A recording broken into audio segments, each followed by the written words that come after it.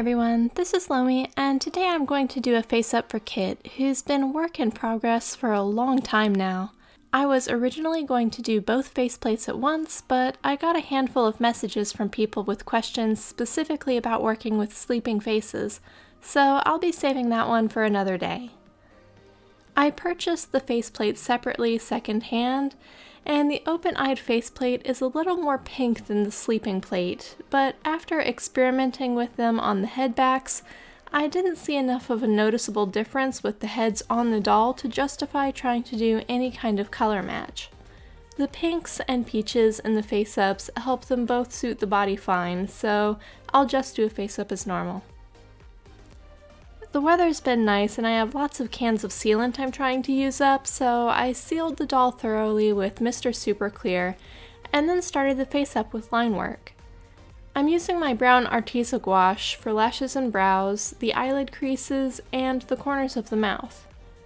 I've discussed it before, but I'm still frequently asked why I prefer gouache over acrylic paint, and it's absolutely because of how easy it is to remove mistakes.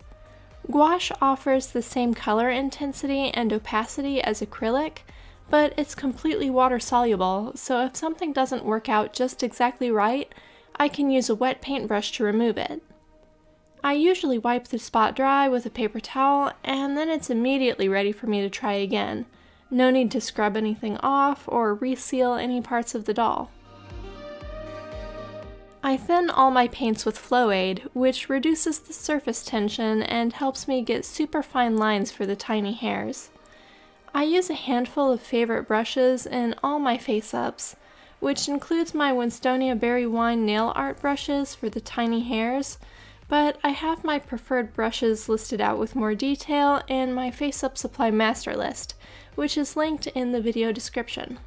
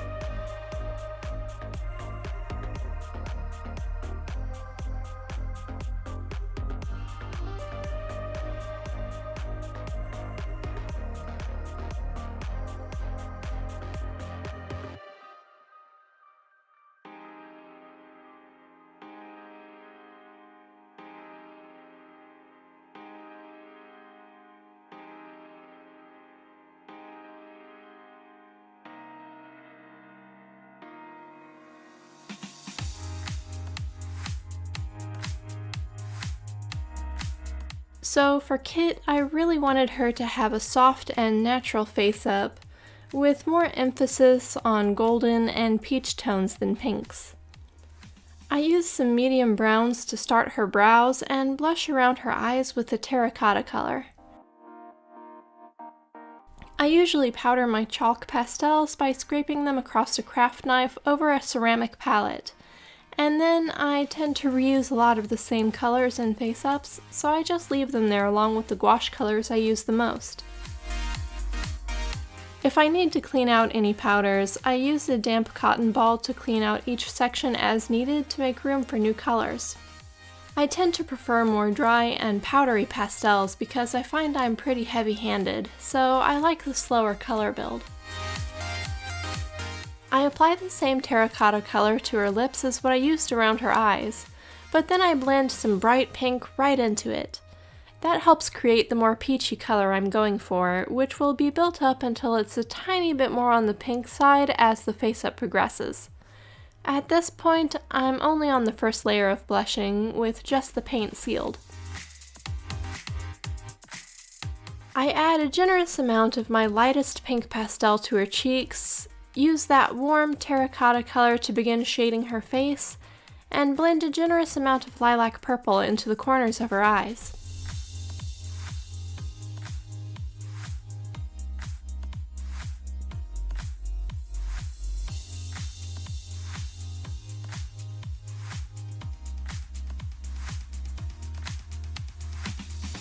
The blushing around her ears and chin are golden tones, while inside her ears I created more of the pinky peach shade I used on her lips.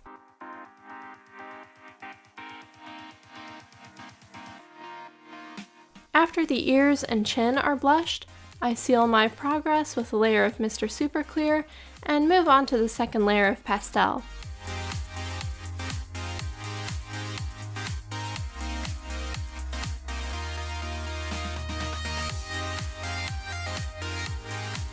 I'll be doing her eyeshadow in gold, so I use muted tans and very pale browns around her eyes to start building to that color.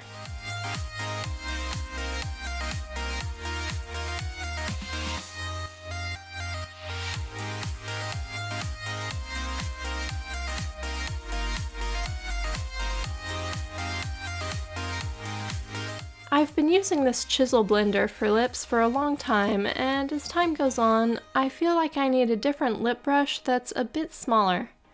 I may do a shopping excursion to look for new face-up brushes, and if I do, I'll be sure to share a bit about it so you can see my reasoning for what I choose and how I plan to use it.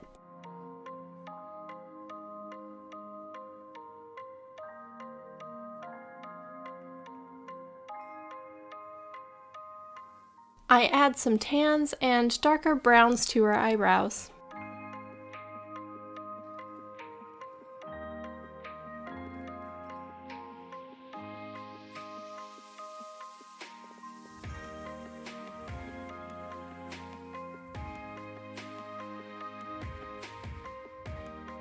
I use watercolor pencils and pastels to add color to the waterline inside her lower eyelid. You might have noticed that I decided not to put any eyeliner on this doll aside from what's inside the upper eyelid. That's something I usually do on male dolls, but not often on the ladies, and it's a look I've chosen for Kit because I have some pretty intense eyelashes I'll be using on her, and I feel like combining those lashes with bold liner would have been too much for her more natural face-up. On the third layer of pastels, I finish building the color of her lips and add gold to her eyes with Jacquard Pearl X powders.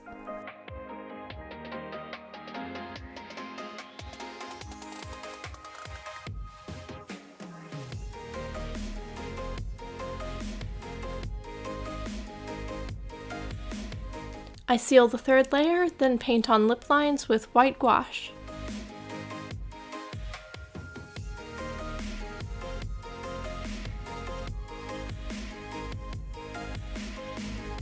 I'll seal her with 2 more coats of MSC after this, but first, I add a little micro pearl powder to her lips and the inner corner and lower lashes of her eyes. Once the face-up is sealed, I add Liquitex gloss varnish to the lips. This isn't as shiny of a gloss as some of the others I use, really more of a satin finish, which works very well for this look. When everything is dry, I use a sewing pin to apply glue to her upper eyelid and insert her eyelashes with tweezers. Craft tweezers really don't work that well for this. You're better off with cosmetic tweezers for people, but I can't seem to find mine in my studio.